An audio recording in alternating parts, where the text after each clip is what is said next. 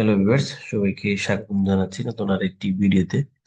তো আজকের এই ভিডিওতে দেখানোর চেষ্টা করবো এমন কিছু টার্ম কিংবা ওয়ার্ড যেগুলো আমরা সরকারি চাকরিজীবী বা যে কোনো চাকরিজীবী আমরা যারা অনেক সময় সরকারি দপ্তরে যাই, অফিসে যাই, আমরা শুনে থাকি। তো আমাদের সবারই এগুলো জানা দরকার। আমি নিজে যতটুকু বুঝতে পেরেছি আপনাদের বোঝানোর চেষ্টা করছি। যারা অনেক ভালো বুঝেন তারা অবশ্যই পরিমার্জন করে নেবেন। সো আজকে আমরা যে বিষয়গুলো জানার চেষ্টা করব।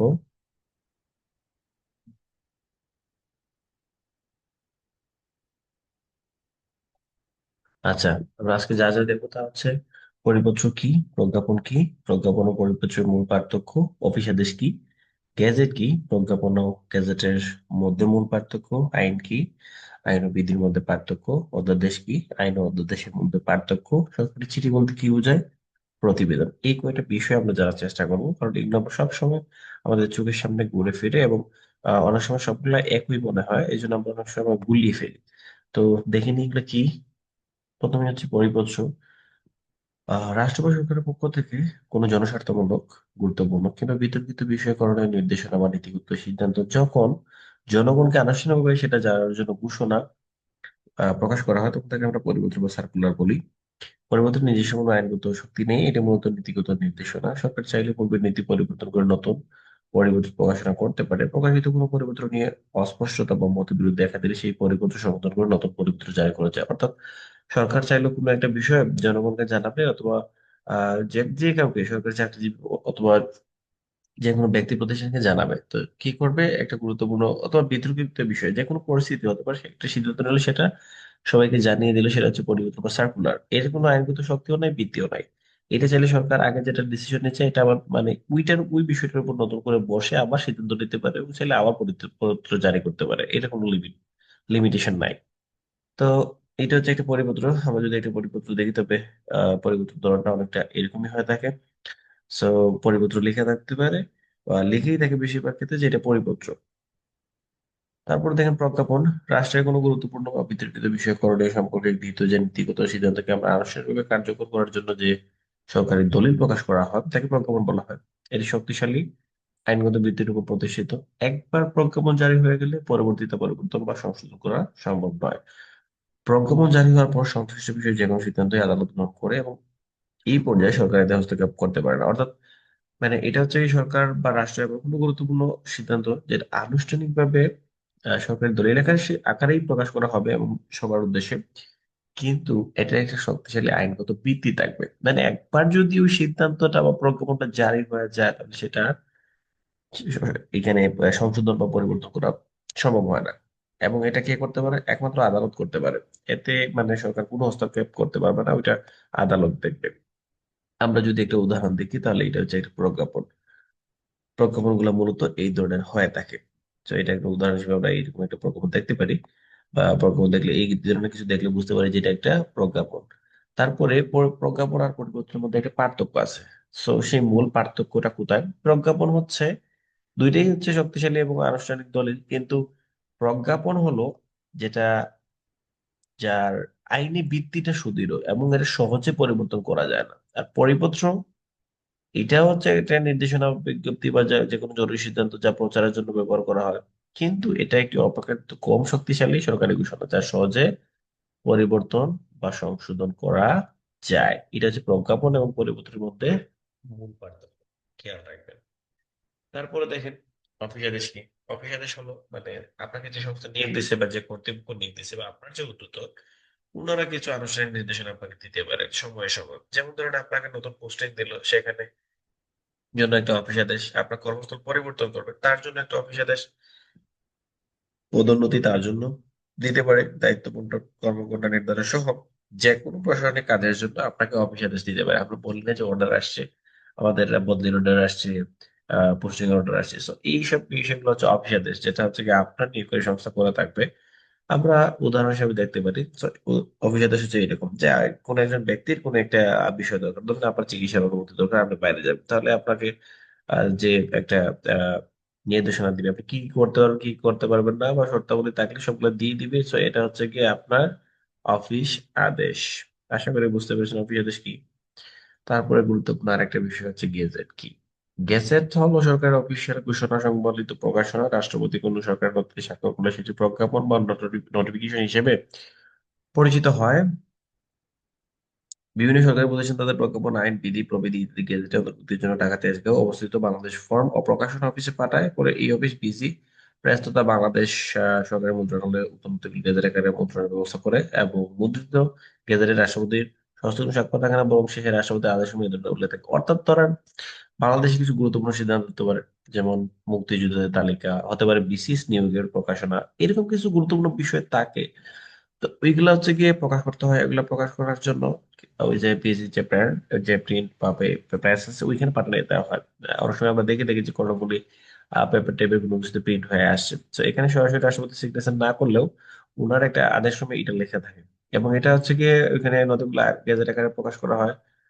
দুঃখিত, গেজেট আকারে বলতে কি যে আহ, মানে পোর্টেবল পেপারে ওটা আলাদা করে এমন ভাবে প্রিন্ট করা হয় যেন এটা মনে হয় যে এটা আলাদা কিছু, যেটাকে আমরা বলি যে গেজেট। মানে এটা হচ্ছে কি অফিসিয়াল কোনো ঘোষণা বা ঘোষণা সংবলিত একটা প্রকাশনা আর কি, সরকারের বা রাষ্ট্রের। তো গ্যাজেট গুলো নর্মালি এরকম হয়ে থাকে। গ্যাজেটের স্ট্রাকচারটা অনেকটা এরকম থাকবে। পেপারটা মূলত হচ্ছে কর্ণফুলী টাইপের পেপার থাকে অনেক সময়।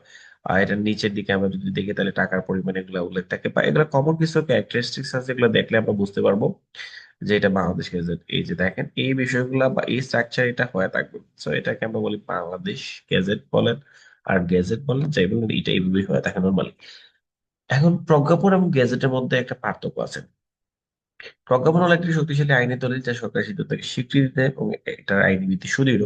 অন্যদিকে গেজেট হলো সেই আনুষ্ঠানিক প্রকাশনা যেখানে প্রজ্ঞাপন সহ অন্যান্য যে সরকারি ঘোষণা, আইন, প্রবিধান ইত্যাদি প্রকাশিত হয়। সহজ কথা, প্রজ্ঞাপন একটি সরকারি সিদ্ধান্ত, গেজেট হলো সেই সিদ্ধান্ত প্রকাশের একটি মাধ্যম। অর্থাৎ ধরেন মানে আহ ওই যে বললাম বিসিসি সার্কুলার হলো, তাদের নিয়োগ হবে। এখন এক্ষেত্রে কি হবে যে এখানে তাদের সরকারি আইন ঘোষণা, ওনারা কি করতে পারবে কি করতে পারবে না, এই সমস্ত বিষয়াদি এখানে কিন্তু এক্সট্রা ওই সাথে বলা থাকে, মানে ওইভাবে প্রকাশ হয়। অথবা মুক্তিযোদ্ধাদের ক্ষেত্রে যদি বলি গেজেটের প্রকাশনা, ওনারা কি বাতাদি পাবে, ওনাদের জন্য কি আইন বলবৎ হবে, ওনারা কি করতে পারবে কি করতে পারবে না, এই যে বিষয়গুলো থাকবে এগুলো হচ্ছে গেজেট।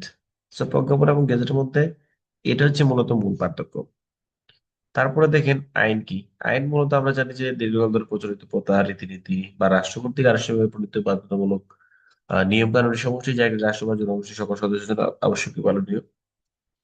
এটা ঠিক আছে, কিন্তু চাকরির ক্ষেত্রে আমরা যেটা মনে করি আইন, সেটা হচ্ছে গিয়ে ধরেন এখানে কিছু নির্দিষ্ট নিয়ম নীতি থাকবে, আপনার ডিপার্টমেন্টের রাষ্ট্রের কিছু নিয়ম নীতি থাকবে, সরকারের কিছু নিয়ম নীতি থাকবে, এই সবগুলো মেনে চলবেন। এটাই হচ্ছে মূলত আইন। So, আমরা আইন যদি একটু দেখার চেষ্টা করি তাহলে সরকারি চাকরির আইনের বই আছে, সেটা দেখলে আমরা বুঝতে পারবো। যেমন এখানে একটা ছবি রেখেছি আমরা, সেখানে দেখেন চাকরি সংক্রান্ত কিছু কথাবার্তা বলা আছে। তো চাকরি আইন মূলত এরকম হয়ে থাকে, বা রাষ্ট্রের আইন, বিভিন্ন ধরনের আইন আছে।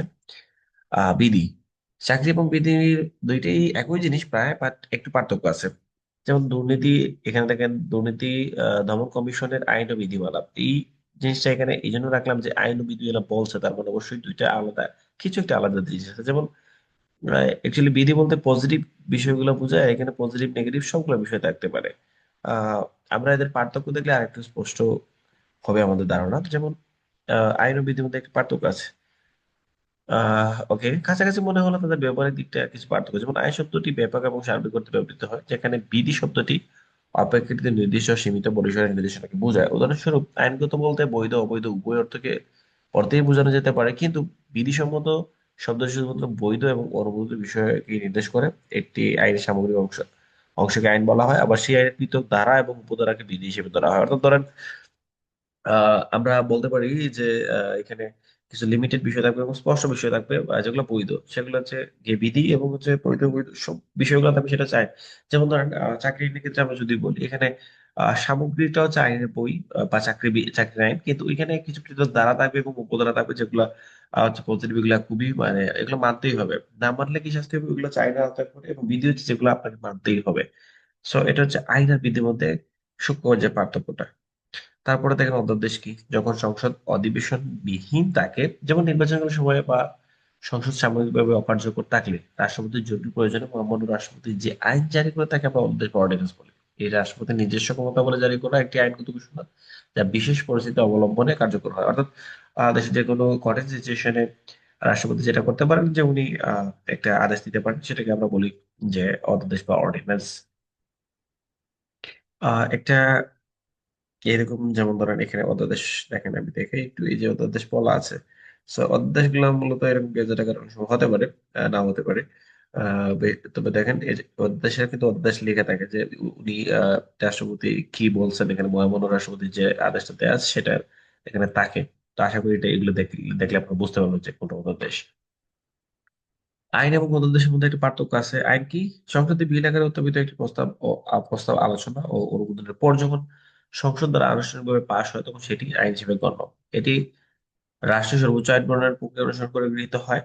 আর অধ্যাদেশ কি? দেশে কোনো জরুরি পরিস্থিতি দেখা দিলে এবং সেই সময় সংসদ অধিবেশনবিহীন থাকায় আইন প্রণয়নের সুযোগ না থাকলে রাষ্ট্রপতি তার বিশেষ ক্ষমতা বলে যে বিধান জারি করে তাকে অধ্যাদেশ বা অর্ডিন্যান্স বলা হয়। নিয়ম অনুযায়ী পরবর্তী সংসদ অধিবেশন শুরুর ৩৫ দিনের মধ্যেই এই অধ্যাদেশ সংসদে উত্থাপন করে আইনে রূপান্তর করতে হয়, অন্যথায় এটি সক্রিয়ভাবে মানে বাতিল হয়ে যায়।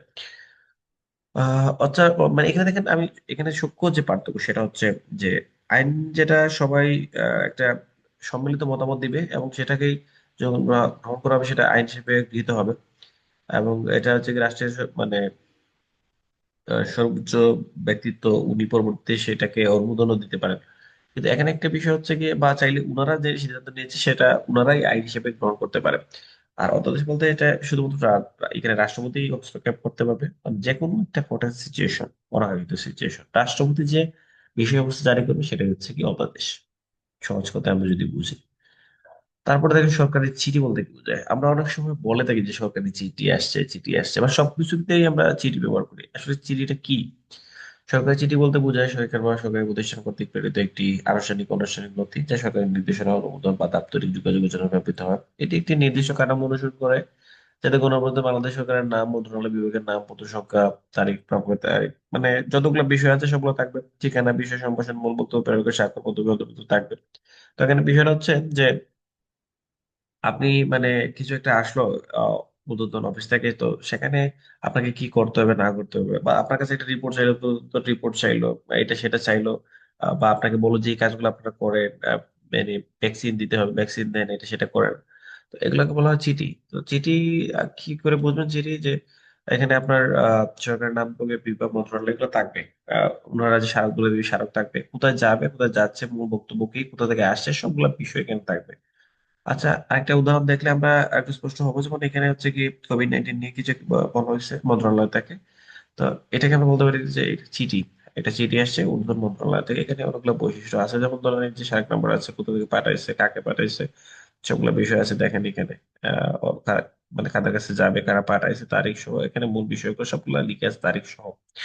তো এটাকে আমরা বলতে পারি চিঠি। মানে যতগুলো বিষয় আসে আমরা সবগুলো চিঠি হিসেবে আখ্যায়িত করি। তবে তার আগে যে বিষয়গুলো আমরা দেখেছি সেগুলো অবশ্যই মাথায় রাখবো। এখন দেখেন প্রতিবেদন কি? প্রতিবেদন কোনো নির্দিষ্ট ঘটনা বা বিষয়ের উপর ভিত্তি করে তথ্যভিত্তিক লিখিত বিবরণী যা কোনো কর্তৃপক্ষকে জানানো বা প্রকাশের জন্য প্রস্তুত করা হয়। এটি কোন ঘটনার বিস্তারিত বর্ণনা, বিশ্লেষণ এবং ফলাফল সংক্ষেপে উপস্থাপন করে এবং এর মাধ্যমে পাঠকের বিষয়টি সম্পর্কে একটি পরিষ্কার ধারণা দেওয়া হয়। প্রতিবেদন হতে পারে যেমন সংবাদ প্রতিবেদন, প্রতিষ্ঠানের প্রতিবেদন, আর্থিক বা কোনো তদন্ত প্রতিবেদন। আমি চাকরির ক্ষেত্রে যদি বলি তাহলে ধরেন তদন্ত প্রতিবেদন। আপনি একজন কর্মকর্তা, আপনার ঊর্ধ্বতন নির্দেশ দিল আপনার অবস্থান একজনের কোনো একটা ঘটনাকে আপনি তদন্ত করবেন, সেটা কি করে হয়? যেমন ধরেন আপনি ওনাকে একটা নোটিশ পাঠালেন যে আপনি আপনার কেন আপনার বিরুদ্ধে ব্যবস্থা নেওয়া হবে না, আপনি সেই ব্যাপারে একটা বিবৃতি দেন। উনি একটু দিল, আপনি যাচাই করে দেখলেন যে ওনার যুক্তিটি যুক্তিযুক্ত নয়, তাহলে আপনি কি করবেন যে ওনার সমস্ত বিষয়গুলো আপনি আপনার মতো করে লিখে ওদেরকে পাঠিয়ে দিবেন। আহ, একটা স্ট্রাকচার আছে, এগুলো ফলো করে যে কিভাবে প্রতিবেদন লিখতে হয়। তো এই হচ্ছে মূলত প্রতিবেদন। আশা করি প্রতিবেদনটা বুঝতে পেরেছেন। তো এই সবগুলো বিষয় আমাদের সবারই জানা থাকা দরকার। আশা করছি আপনারা বুঝতে পেরেছেন। যদি কোথাও সংশোধন লাগে অবশ্যই সংশোধন করে নেবেন। তো এতটুকু ছিল আজকের ভিডিও। ধন্যবাদ সবাইকে সাথে থাকার জন্য।